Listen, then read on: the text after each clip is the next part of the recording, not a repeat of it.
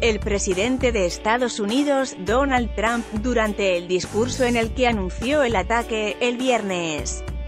AFP. El presidente de Estados Unidos, Donald Trump, ordenó la noche del viernes un ataque contra blancos sirios, en una acción coordinada con Francia y Reino Unido.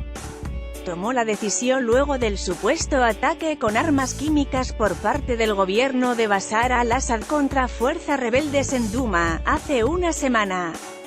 Durante el discurso, en el que anunció la acción militar coordinada, el mandatario estadounidense informó que el objetivo de la ofensiva militar es establecer una firme contención a la capacidad siria de producir, diseminar y utilizar armas químicas.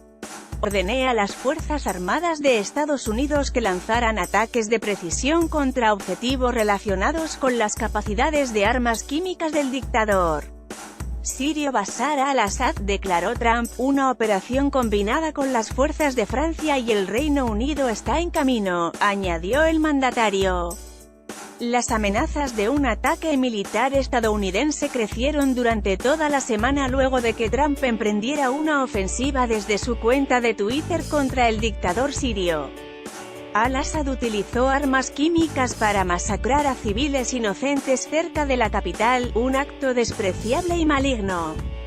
En contexto, Estados Unidos, Reino Unido y Francia bombardearon Siria. El ataque coronó una tensa semana marcada por diálogos diplomáticos en la ONU, donde el secretario general, Antonio Guterres, llamó a todas las partes involucradas a actuar con responsabilidad para evitar que se agravara el conflicto que de por sí ya era catastrófico.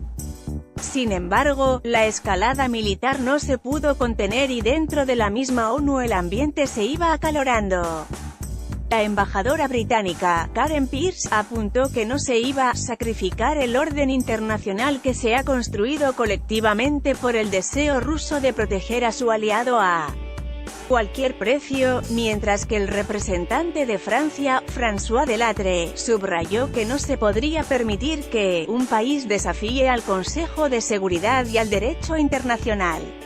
Por el lado sirio, el embajador de ese país en la ONU, Bassar Jafari, reveló que su país no tendría otra opción que defenderse de una agresión militar. Esto no es una amenaza, esto es una promesa, advirtió el diplomático.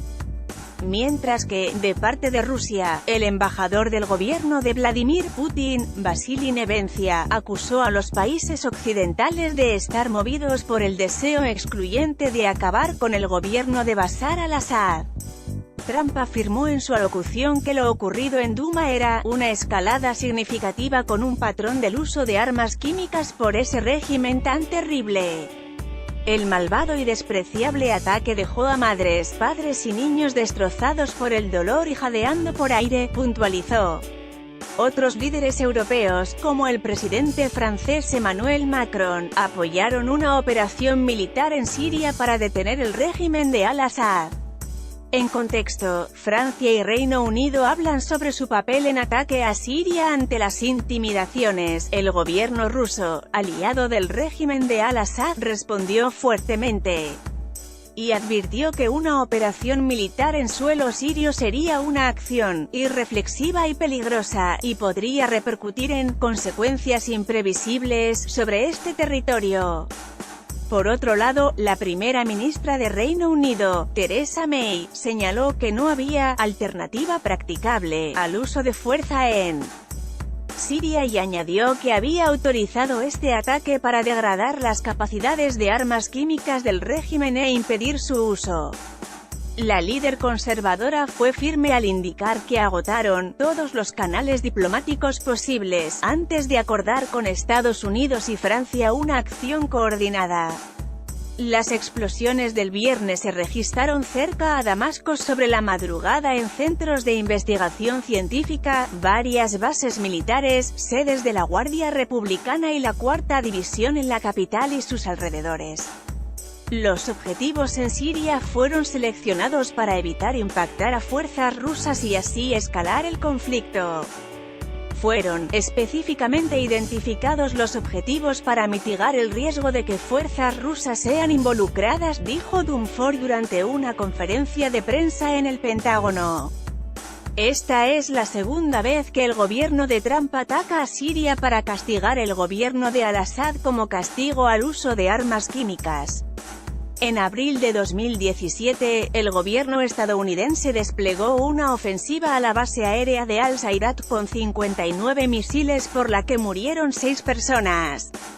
Finalmente, Trump advirtió que Rusia e Irán son responsables por apoyar, equipar, financiar al régimen criminal de Siria.